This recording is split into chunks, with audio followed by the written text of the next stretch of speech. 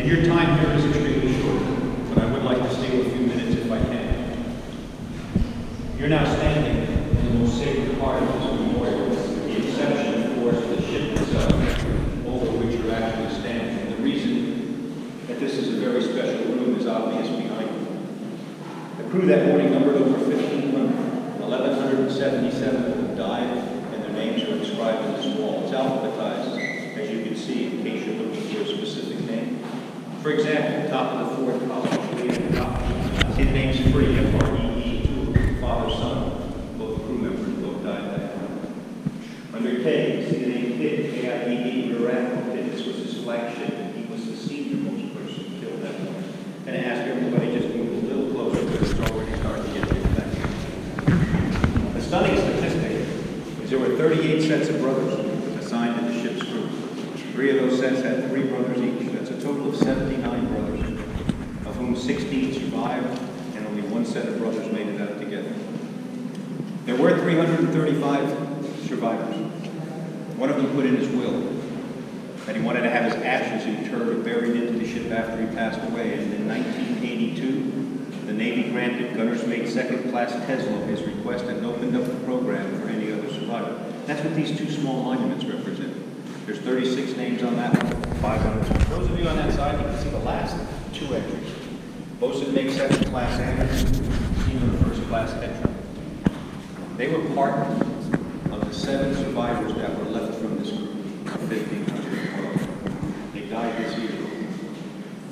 Last Wednesday, on December 7th, their families brought them back. They had a full military burial ceremony right in the middle of the memorial, after which each family took the urn of ashes of their loved one out to the dock that you just came in.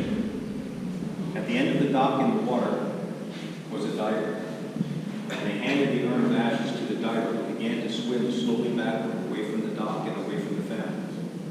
Taps was played and the firing detail rendered arms.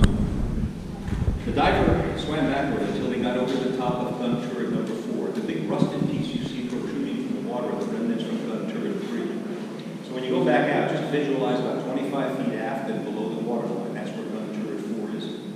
It had massive cracks in it from the attack. Once over the top of gun turret number 4, the diver stopped. And he raised the urn as high as he could above his head, and he held it there for a few seconds, which was his silent signal to the family still back on the dock that this was the final farewell. He then submerged, found the turret, found the crack, gently lowered the urn in, and the deceased joined the shipmates. And now there are 5 of them. They're all in their mid to upper 90s, and they all know about this service. Now, whether they avail themselves of it or not is purely a family and personal decision, but once they pass away, this stops. No one else is buried into the ship because it's an honor solely and exclusively for the men who comprised the crew of the Arizona on that fateful December 7th, not their families nor anyone else. Questions come up frequently about why 950 sets of remains still remain unaccounted for and presumed to be someplace in this ship. On December the 7th of 1941, the United States, for all intents and purposes, was on one knee. We were suddenly attacked, we were suddenly at war, and the bulk of our Pacific Fleet, all 8 battleships and 13 other major ships of the line, were heavily damaged or completely sunk. Scores of other ships were also damaged. There were more than 100 ships in this harbor on the morning of the attack. A lot of hard decisions had to be made quickly. Rescue and recovery efforts went on for months, after which it became painfully obvious to virtually everyone, but particularly to our dive and rescue teams, that first of all, this ship would never sail again. Such was the damage, and anyone left inside by then was either decimated by explosion, cremated by fire, or drowned. And we had to get on with the ugly business of war. Fix the ships we could fix, which we did. Get into the war, which we quickly did. And as most of you know, end the war with the bombings of Hiroshima and Nagasaki, 71 years ago this past August.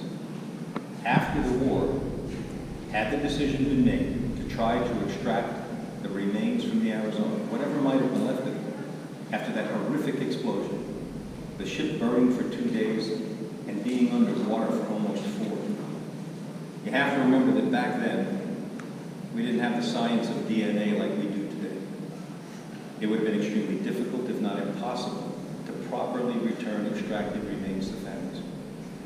A tomb of the unknown could have been established someplace here at Pearl. Instead, the decision was made to allow them to rest in peace at sea and in the ship where they perished. And to date, 41 of their shipmates have come back to join them. Pretty powerful story.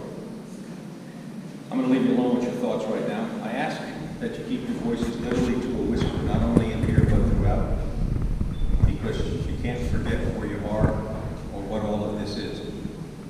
And that is a national cemetery. And you are standing over the remains of nearly 1,000 sailors and Marines. It's good to see everybody. If you have any last minute questions, we'll be outside. Thanks for coming.